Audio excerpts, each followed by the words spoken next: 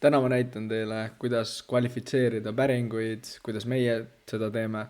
Meil on selle jaoks kindel samm-sammult süsteem ja sellega on võimalik säästa kümneid, kui mitte sadu tunde nädalas, olenevalt siis, kui palju päringuid teil parasjagu on. Enne kui me lähme sellesse, kuidas päringuid kvalifitseerida, siis tuleks üldse vaadata, et põhimõtteliselt mis kvaliteet on päringutel erinevatest allikatest. Ehk siis meil on hästi palju allikaid, on ju, kus tuleb päringuid. Läbi tuttavate ja läbi soovituste tulevad tavaliselt päris head kvaliteetsed päringud ja nad usaldavad ka sind juba, sest sind nii-öelda soovitati edasi. Nii et seal võib-olla nii väga kvalifitseerimist ei pea tegema. Samamoodi veebilehe päringud on tavaliselt üsna soojad, ei pea nii väga kvalifitseerima.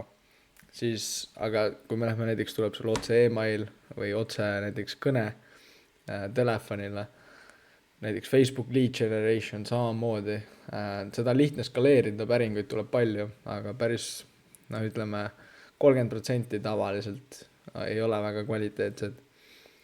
Siis inbound DM-id, ehk siis see on siis see, et kui keegi kirjutab sulle Instagrami Messengeri, siis need ei ole ka tavaliselt väga kvaliteetsed. Ja kui sa külmkõnesid teed, siis peab minu arust eriti palju kvalifitseerima. Ehk siis kui sul tuleb läbi tuttavate soovituste, ei pea nii väga kvalifitseerima, kui see tuleb Facebookist või mingit muust reklaamist või nendest meetodist, mis siin vasakul on, siis peaks rohkem kvalifitseerima. Miks kvalifitseerida päringuid üldse? Põhjus on väga lihtne, sa säästad sellega aega ja sest tegelikult sa ei peaks kohtuma klientidega, kes tegelikult osta ei taha. See on nii sinu kui ka su müügimeeskonna tegelikult see on aja raiskamine, mitte ainult aja raiskamine, ka kütuse ja muude ressursside raiskamine. Sina peaksid kohtuma või su müügimeeskond peaks kohtuma ainult inimestega, kellel on reaalselt huvi osta või neist saaks potentsiaalselt klient. Kui nad niisama hinnangitsejad, ämbrikolistajad, siis nendega ei ole mõtet kohtuda. Ehk siis kuidas seda vältida? Ehk siis enne kui minna kliendiga kohtuma, tuleb teha selgeks, kas ta on potentsiaalne klient või mitte ja seda me teeme tavaliselt nii, et me helistame sellele päringule ja küsime paar kvalifitseerivat küsimust. Ja siin on nüüd need näited, mis selleks võivad olla. Ehk siis siin on ehitusega seotud paar näidisküsimust. Millal planeerisid töödega alustada, kas teil on olemas joonised projekt, kus objekt asub, mis on teie projekti eelarve, kas te olete mujalt juba pakkumisi võtnud, miks te veel ei ole töödega alustanud.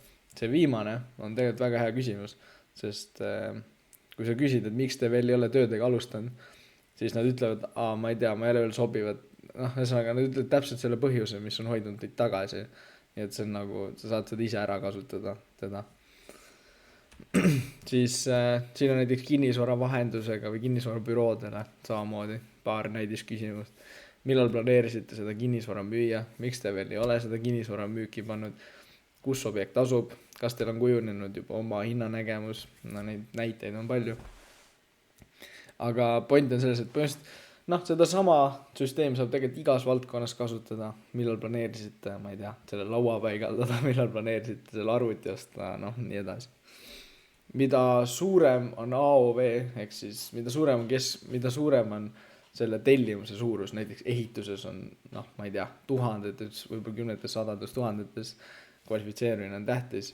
Näiteks kui meil on mingi odav teenus, näiteks mingi automehaanik või midagi taolist, siis kvalifitseerima nii väga ei pea. Et see just kehtib high ticket teenuste puhul.